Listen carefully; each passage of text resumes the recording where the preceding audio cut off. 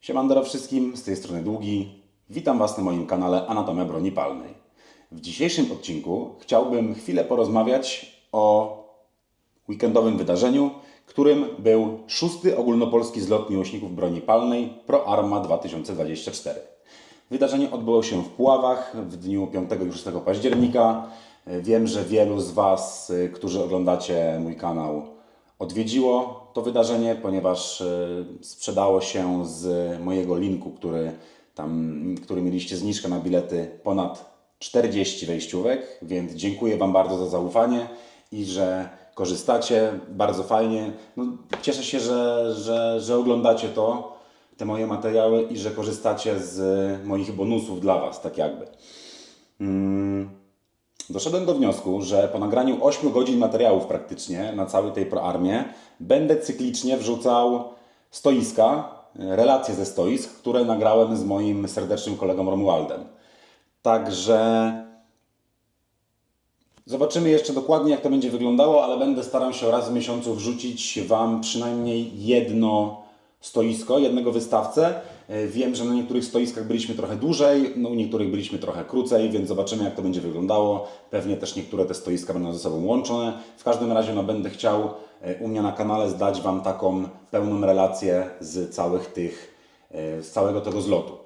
Wystawców było kilkanaście, jak nie kilkadziesiąt. Ponad 2000 sztuk broni palnej, więc naprawdę było co oglądać. Ludzi przyszło ponad 1000, szacujemy, że było to około 1200-1300. Byli to ludzie konkretni, którzy przychodzili i wiedzieli, czego chcą. Byli oczywiście też ludzie, którzy dopiero wchodzą w ten świat broniowy, w ten świat broni palnej.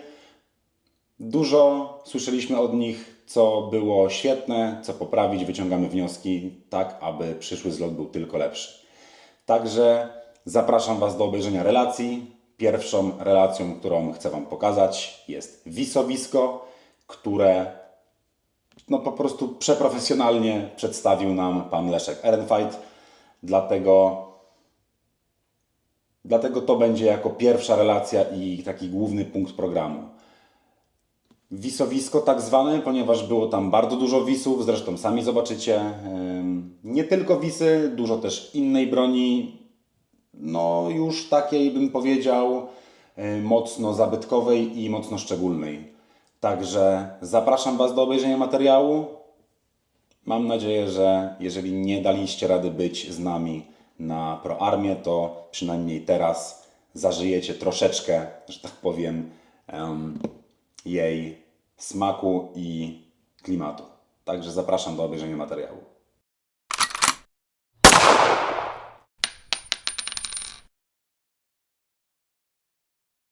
Dobra, Szanowni Państwo, jesteśmy na wisowisku, czyli kolejnym centralnym elemencie naszego zlotu i tutaj fachowiec pierwszej wody zgodził się po moich prośbach usilnych oprowadzić nas tutaj po tym, co dzisiaj przywiózł. Znaczy to przywieźli to głównie panowie z regimentu. Tak. Udekorowany. Przywieźli to głównie panowie z regimentu, natomiast ja tu jestem tylko za małpę do wabienia jeleni i od czasu do czasu się pomądrzę. No, zacznijmy To mądrze. się mądrzymy, tak? Dobrze. No to chodźmy w takim razie. W pierwszej gablocie mamy wytwory, różne uzbrojenia używane w polskich jednostkach w okresie międzywojennym oraz produkowane według patentów uzyskanych przez polskich konstruktorów. Mamy tu na przykład rewolwer Naganta z produkcji fabryki broni w Radomiu, używany przez Policję Państwową w oryginalnej kaburze. Produkowany dla wojska pistolet WIS. To jest akurat egzemplarz z 1938 roku. Używany przez Straż Graniczną czeski pistolet CZ wzór 28. To jest wersja wzór 24 czeskiego, ale z przedłużoną rękojeścią, o jeden nabój dłuższym magazynkiem. Aha. Przepraszam. Która była zakupiona przez Polską Straż Graniczną i używana do 1939 roku. Pistolet produkcji wprawdzie Ziga, ale według patentu inżyniera Chylewskiego, Tak? różniąc się od innych, przepraszam, ja sobie do niego tu sięgnę. To jest pistolet, który przeładowuje się w kieszeni i również można z tej kieszeni strzelić. Pistolet produkcji z szwajcarskich zakładów przemysłowych, czyli Ziga, według patentu z Witolda Chylewskiego. Rzecz polega na tym, że przednia część kabłonka jest połączona ze spustem i można w związku z tym w kieszeni pistolet przeładować, a jak dociągniemy do samego końca, to również przeładować i strzelić. Tym się różni od na przykład patentu Kraga, który miał również podobne rozwiązanie, ale nie dawało się z niego wystrzelić. To jest zresztą według drugiego patentu Chylewskiego. Pierwszy patent Chylewskiego był właśnie niestrzelający i potem skopiowany przez zakłady Bergmana. Miałem w chińskim rynku. Tak jest. To jest właśnie, to jest według patentu Kraga. Blokująca spust. Tak jest. Przepraszam bardzo. W drugiej gablocie mamy też najróżniejsze egzemplarze polskiej broni krótkiej z okresu międzywojennego. Bardzo ciekawe losy, może niewyjściowo wygląda ten pistolet. To jest Fromer Stop, wyprodukowany w roku 1919 w Budapeszcie, wysłany w 20 roku na wojnę bolszewicką. Po wojnie służył, jak widać z sygnatury z przodu na szkielecie, w 6 Pułku Ułanów. Tam był zapewne przez Rosjan zdobyty, bo wrócił do Polski z Finlandii i jeszcze ma fińskie stemple wojskowe. Czyli po wojnie zimowej albo po kontynuacyjnej, no generalnie rzecz biorąc, tam został zdobyty przez Finów i w fińskiej armii jeszcze Rosjan gromił, zanim trafił z powrotem do Polski kilka lat temu. To są z kolei straszaki polskiej firmy Mubis przed wojną. Czyli pistolety hukowe. Pistolety hukowe, przy czym wówczas jako nabój hukowy służył nabój 6,35, tylko bez pocisku bojowego. Tak zwany 6,35 postrachowy, z takim zresztą napisem na zamku. No i piękna kabura, tak? I jest do tego kaburka też. To, na czym się pan w tej chwili opiera, to jest skrzynka do amunicji 9 mm Parabellum. Polska przedwojenna, jak widać, z odbiorami wojskowymi, tymi stemplami owalnymi charakterystycznymi, tak zwanymi jajkami.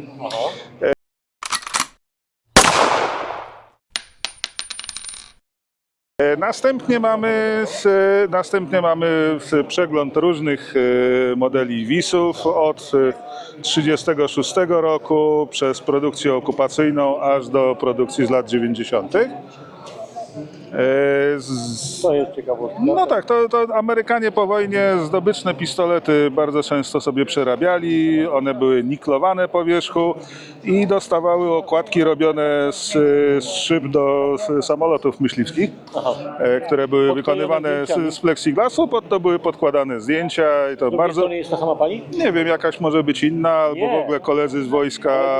Zdarzało się zdjęcia rodziny. Najróżniejsze to są tak zwane sweetheart grips, które to jest bardzo powszechna przeróbka właśnie zdobycznych wisów po wojnie przez Amerykanów robiona. Z następnych rzeczy mamy pistolet sygnałowy Perkun 24 z oryginalną kaburą, z czego ta kabura jest dużo rzadsza od samego pistoletu. No bo to skóra. No bo to tak. Następne 3 pistolety sygnałowe z bardzo charakterystycznej konstrukcji. Są 2 marynarki wojennej ze stali nierdzewnej i lotniczy dwulufowy. Ten też dwulufowy. Ten jest też dwulufowy, ale to jest już właśnie marynarki, a tamten jest lotnictwa. Tu było dzielenie tą dźwignią? Tak jest, lewy, prawy wybór, tak samo na tamtym mamy z tyłu. Możliwość jest ustawienia tej dźwigni na środku i wtedy obie lufy strzelają naraz. Ręka boli do wieczora. Bardziej boli. Przyrząd do czyszczenia karabinu, w którym się mocowało karabin. Jest zaciskany. Na sprężynie. Tak.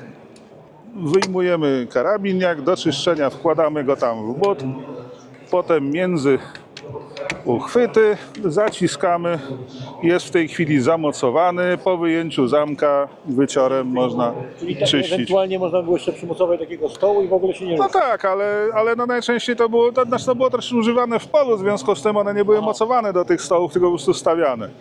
Generalnie nikt tym aż tak nie machał, żeby trzeba było to do stołu mocować. A Mauser polski. Nie no, Mauser polski, no łoże też polskie. Również polski RKM wzór 28, tu akurat skompletowany z celownikiem przeciwlotniczym. Jak widać, celownik przeciwlotniczy składa się z dwóch części, znaczy muszki kołowej i przeziernika, który jest mocowany na ramce normalnego celownika. Tu z kolei mamy stojak z polskimi karabinkami sportowymi. Karabinek wzór 30A warszawskiej fabryki karabinów. Karabinek sportowy wzór 31 produkcji radomskiej. Upodobniony na karabinek wzór 29 wojskowy. Ciekawostka, jakby pan mógł ująć tak, żeby się zmieściła komora zamkowa z zamkiem. Z góry troszkę, tak. I teraz zjeżdżamy na ten najniższy, który być może wszyscy pamiętają jeszcze ze szkoły. To jest Radomka wzór 48, karabinek. To jest ten sam karabinek, tylko w drewnie już upodobnionym do Mosina. Tak. Jak widać, sezonowo się... Tu w tym zamku też jest. To jest wszystko tak samo, to jest ten sam system. A i ten sam Tak system- jest. Tak. Z tym wyciągiem takim, który się razem z zamkiem przesuwał.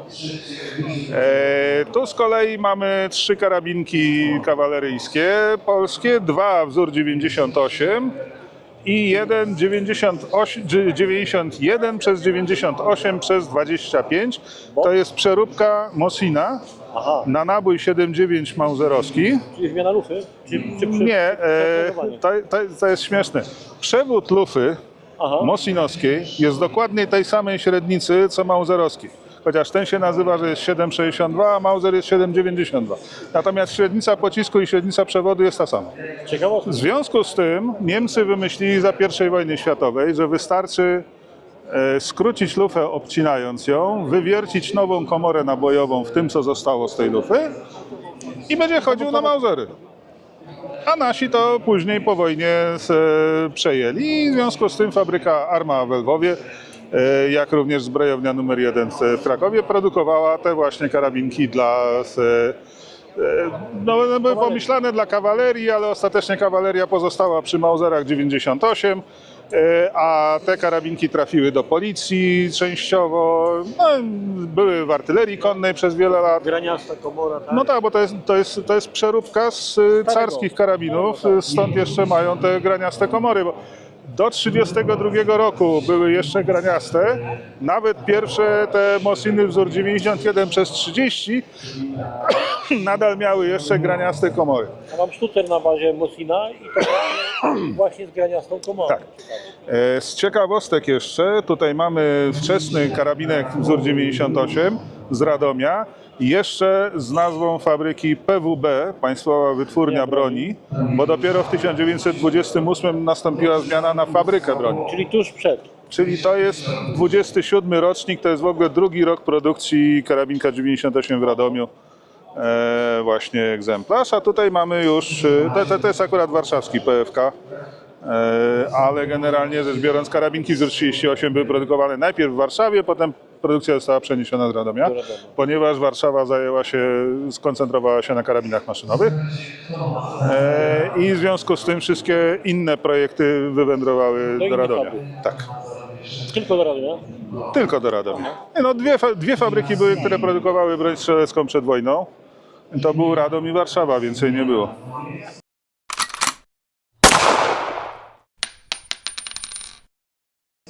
A tu mamy elementy przed. Tutaj mamy właśnie, to są elementy Wisa, ale one są, niektóre z nich są dziwne, bo są tam części na przykład blaszane, które nigdy w życiu nie były używane i nie ma ich w prawdziwych pistoletach, tylko są właśnie w tej kubce części.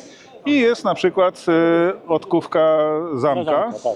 Przy czym to już jest technologia niemiecka, bo przed wojną w Polsce te kęsy stali na Znaczy, zamek to były nie- wycinane z To nie płyty. jest odlew? Nie, absolutnie, to jest odkówka. Gdzie? Odlew. Bo nie, ale te takie Tak, to jest, zagłębienia. to jest kucie matrycowe. Stąd są te wypływki takie, to wygląda jak odlew, ale to jest odkówka. Z rzadkich rzeczy mamy tutaj akcesoria najróżniejsze do polskiej broni. Mamy kaburę do pistoletu sygnałowego 24, kaburę do rewolweru wzór 30 Naganta. Tam jest na przykład pudełko do Naganta fabryczne, fabryczna instrukcja, bo policyjna była inna. A tutaj są kabury pistoletowe do wisów. Niektóre z nich w tej chwili są droższe od samych pistoletów. Rzadsze. Bo rzadsze, tak? Jak najbardziej. Neowis i Mag, tu z kolei 98. tak, tu z kolei mamy tam przedwojenne straszaki, a tu powojenne straszydła, czyli pistolety z Radomia, najpierw P83, potem z Magii. No jeszcze był P64 wcześniej. Tak, ale go w tej gablocie nie ma. Rozumiem. Co zrobić?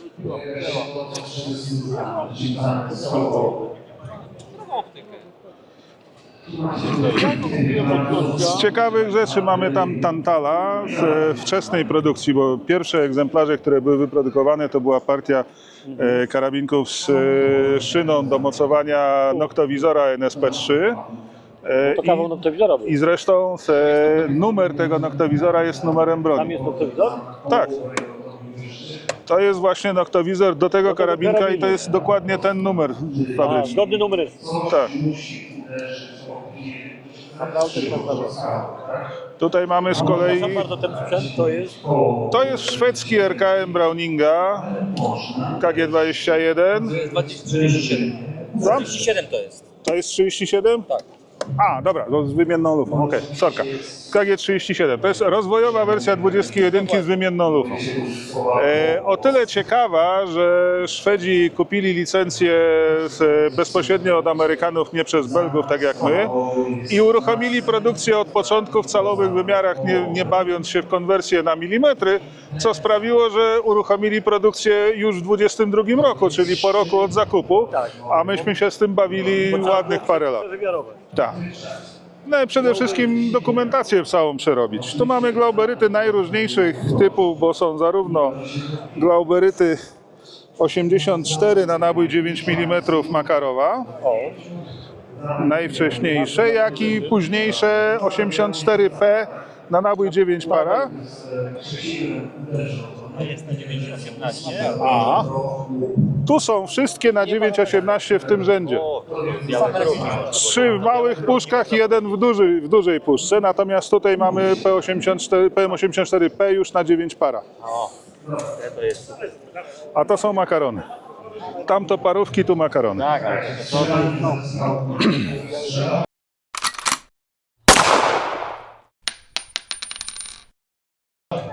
Tu z kolei dochodzimy do stanowiska pana Ryszarda Tobysa ja wszystkie, które mi się udało i mamy jego produkty, w tym między innymi Wisy Yeti, czyli na naboje 45 ACP, ponieważ tak jak Yeti wszyscy słyszeli, tylko nikt nie widział.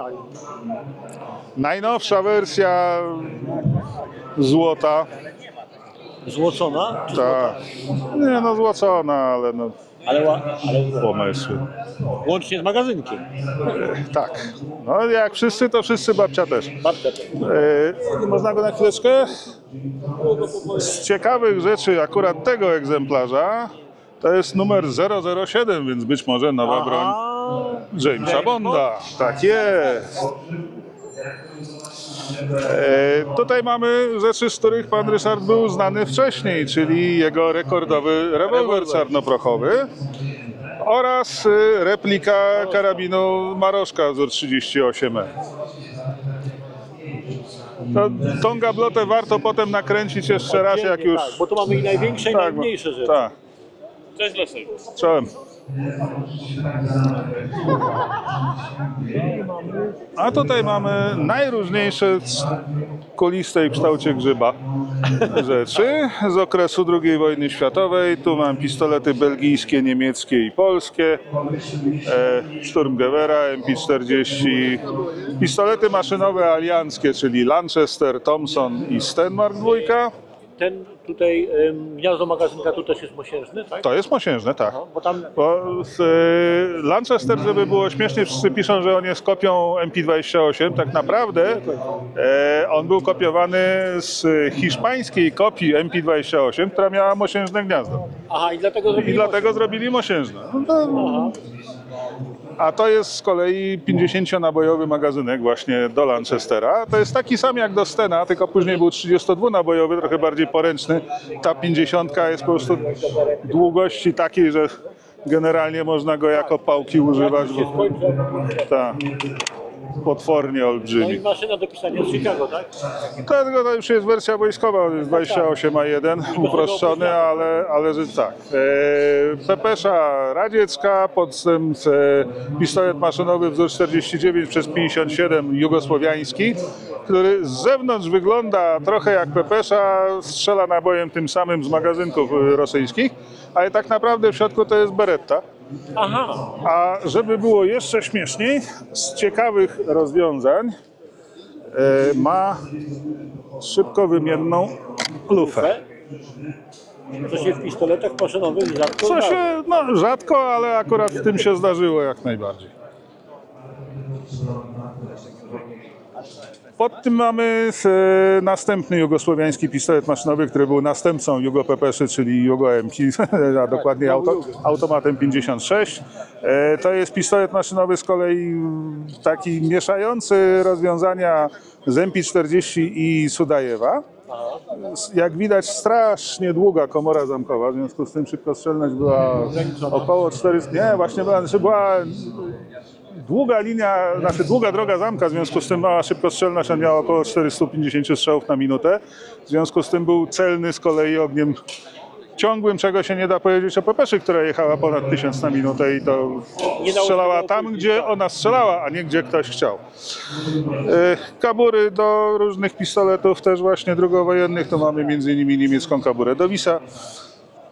I dalej pistolety maszynowe, MP18 z I wojny światowej, pierwszy seryjnie masowo produkowany pistolet maszynowy, zasilany magazynkiem do Lange Pistole 08, czyli szturmowego parabellum właśnie bębnowym, jak widać. Mam następne dwa Lanchestery. Nie, no, to jest jeden jest Lanchester, a to jest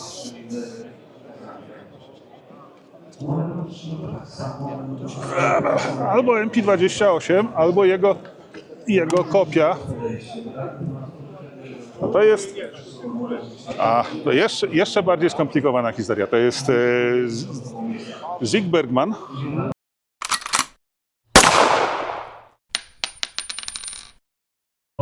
Czyli powojenna produkcja kopii MP18 bez zgody Schmeissera produkowana, z czego była potem wielka wojna patentowa.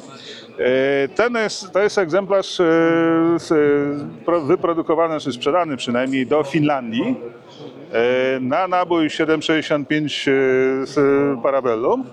Też z 50-nabojowym magazynkiem, tylko zupełnie innej konstrukcji. Jest to ciekawa w ogóle historia była, bo Finowie mieli produkować je licencyjnie, firma Lindelöf się do tego szykowała, ale Lindelöf łącznie wyprodukował ich bodajże około 300 czy 400 egzemplarzy przez 7 lat. Mieli bardzo duże problemy, przy okazji ze 2 pożary dziwnym trafem się zdarzyły. No tam jednak sowieckich dywersantów dosyć dużo krążyło, więc tam się różne dziwne rzeczy działy. W końcu kupili ze Szwajcarii i mieli. Później zastąpili je Suomi.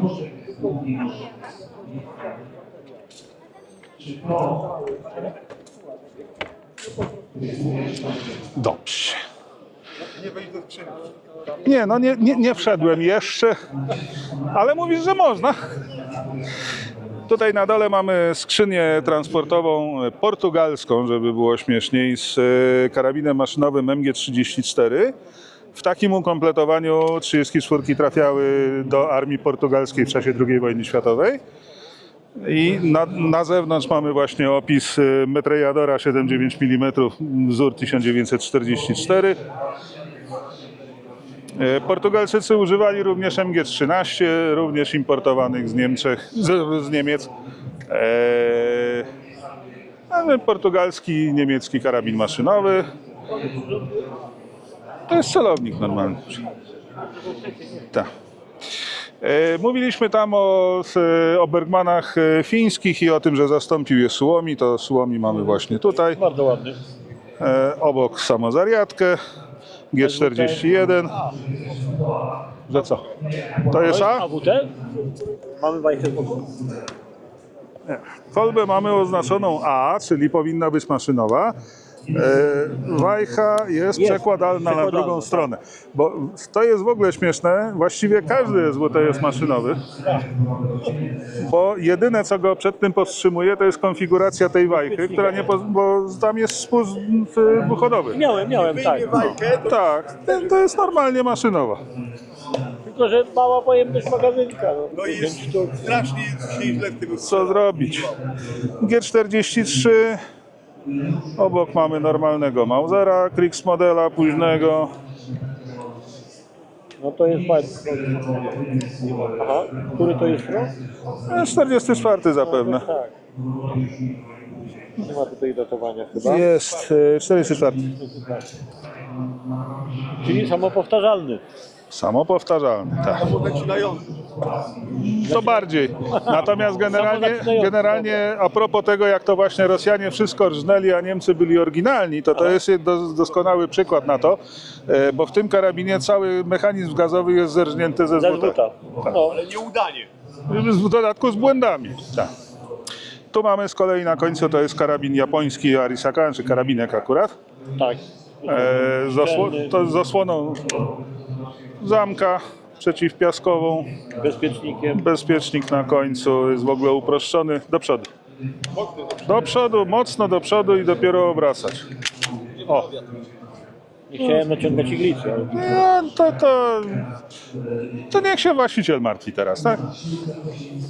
Generalnie zachciało mu się reklamy, to niech cierpi. Dobrze, to teraz prosimy dalej. Jeśli chodzi o wystawę terenową, MG34 na podstawie trójnożnej, obok jego następca MG42, również na trójnogu. Trójnogi są prawie że podobne, ale niezamienne pomiędzy sobą, to znaczy sama dolna część jest jak najbardziej zamienna, natomiast tutaj jest adapter do 42, który się różni od adaptera do 34. taka była. Tak, ale no, generalnie podstawa poza tym jest taka sama. Tam z boku jest mocowanie do celownika optycznego, tak? Do optycznego, tak jest. Tutaj mamy, uwaga, żebyś się nie przewrócił, to jest 34 na podstawie przeciwlotniczej Drybind 34. Tutaj jest ciekawy ten spust, prawda? Tak, bo mamy, to jest w tej chwili jest zabezpieczony, ale oprócz tego mamy spust, który jest podzielony na dwie części. Do ognia pojedynczego i do ognia ciągłego. To jak widać jest przetłumaczony z niemieckiego na portugalski, bo to jest kolejny z tych portugalskich MG34. Dalszych karabinów maszynowych II wojny światowej mamy Browninga wzór 1919 A4 na podstawie trójnożnej. Te karabiny maszynowe były używane przez armię amerykańską, również brytyjską, polską we Włoszech. Generalnie rzecz biorąc, jeden z podstawowych i ikonicznych karabinów maszynowych II wojny światowej. Kolejne dwa RKM-y, mamy czeską zbrojowkę, znaczy ZB-26 zbrojowkę Brno i obok niej jej angielską kuzynkę, czyli Brena. Bardzo mocno przebudowaną w stosunku do CZ-ki, ale to podstawą do konstrukcji Brena była CZ, tylko trzeba ją było mocno przebudować, bo ona była oryginalnie na nabój 7,9 bez kryzy mauserowski, natomiast Brytyjczycy mieli nabój z kryzą. Tak. który spowodował, że trzeba ją było przebudować wewnątrz. Właściwie wszystkie części są Brno i zmienione. Enfield, tak? Brno i Enfield, w skrócie Bren. Kolejne dwa karabiny to są Browningi takie jak polskie, wzór 28, tylko że amerykańskie i wzór 18. Z rzeczy, które są pomiędzy nimi różnicy jeszcze jest to, że amerykański RKM do końca zachował sprężynę powrotną wokół tłoka gazowego, Aha. co powodowało, że ona się przegrzewała i traciła sprężystość, natomiast polski miał sprężynę przeniesioną do kolby, przez co było to znacznie trwalsze. Taki sam błąd zrobili Rosjanie w DP.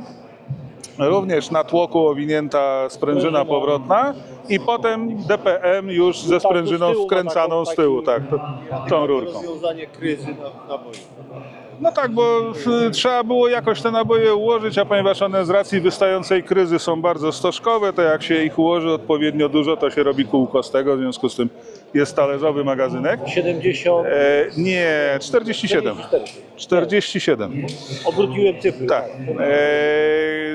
70 parę, a dokładnie 96 to w Luisie było. No. Ale to tam jest w ogóle zupełnie co innego. Tu mamy bęben już. Luis miał bęben otwarty od dołu i tam się pyliło bardzo często, w związku z tym były zacięcia. Tak, a tutaj mamy talerz zamknięty od dołu z pokrywą u góry, tylko że odwrócone są połówki i ta górna połówka chodzi wewnątrz dolnej, w związku z tym jak się to zapyliło, to on i tak stawał, i tak stawał. Gdyby był odwrotnie zrobiony, tak jak potem w DT, tam było osłonięte. Czołgowym? Tak, tylko że w czołgu się nie kurzy, Właśnie więc o to chodzi. no. Że trochę tak logika Takie trochę odwrócona. bez sensu, no ale Włosi sobie zrobili CKM, który był Breda wzór 35, który był zasilany z blachy, do której łuski po strzale były z powrotem wkładane. Takie W związku z tym to przeciągało tą blachę, ale po strzale nabój wybrany i odpalony, łuska wracała do tej blachy i ona po drugiej stronie wychodziła blacha ze wszystkimi łuskami. Aha, Nie śmiecił dookoła. Natomiast w wersji czołgowej zrobili otwarte od dołu i tam się sypały pod nogi do wszystkich mechanizmów te łuski. Bardzo mądre. Także no to tak, logiczne. No to generalnie tyle, co mamy bardzo do fajnie, zaprezentowania bardzo dużo dzisiaj. tego tutaj. Jest coś, czego byście tutaj chcieli jeszcze, coś byście chcieli mieć, a nie ma? Nie, to tam wszystkie, których nie ma, to byśmy chcieli mieć. Jasne. Natomiast ciekawostek chciałbym pokazać, No właśnie. bo to jest rzecz całkowicie unikalna i jedyna na świecie. To jest oryginalny rysunek fabryczny ze Steyera z 1944 roku, pokazujący przyszłą modyfikację Wisa, która już nie weszła do produkcji, ze szkieletem blaszanym, stłoczonych połówek nitowanych. Tak, tutaj ten wrześnic tylko został. Tak, no tam są wkładki tylko wskazujące wnitowane do środka między te połówki blaszane i one współpracują z występem ryglującym na brodzie, natomiast no, cały pistolet jest, jak widać, szkielet jest blaszany. Ale te blachy były, tak powiem, luźno powrzucane, one nie były lutowane. One były zlutowane tutaj wzdłuż przedniej krawędzi, na dole i z przodu. Bardzo budę. Tak, a tył z kolei był do tego wkładane wkładki i nitowane. Aha. No to taka trochę analogia do P83, tak? Tam też. Nie, ten P83 jest w ogóle zupełnie inny. P83 miał technologię wzorowaną na szwajcarskiej. Tłoczony. Tak, ale tam było tłoczenie z lutowaniem. To Tak. w ogóle zupełnie otreszos. No i dobra, tośmy Wielkie dzięki. doszli. Doszliśmy do końca szczęśliwego. Szczęśliwego. I nawet nie pozabijaliśmy się na.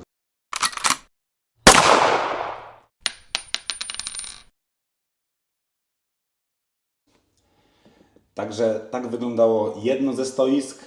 Co ciekawsze, nie było ono największe, było jednym z ciekawszych, lecz było kilka większych wystawców, więc no, tak jak sami możecie zauważyć, było naprawdę bardzo dużo ciekawej broni, którą można było wziąć do rąk, pomacać, złożyć się z niej, dotknąć tej historii. Także jeżeli Was nie było w tym roku, mam nadzieję, że zobaczymy się na ProArmie 2025, która również odbędzie się na początku października przyszłego roku. Także jeżeli Wam się podobało, standardowo daj suba, łapkę w górę, przekaż ludziom dalej, żeby zobaczyli, jakie piękności były u nas w Puławach w Broniowej Stolicy Polski 2024. I co? Standardowo widzimy się w kolejnym materiale. Na razie.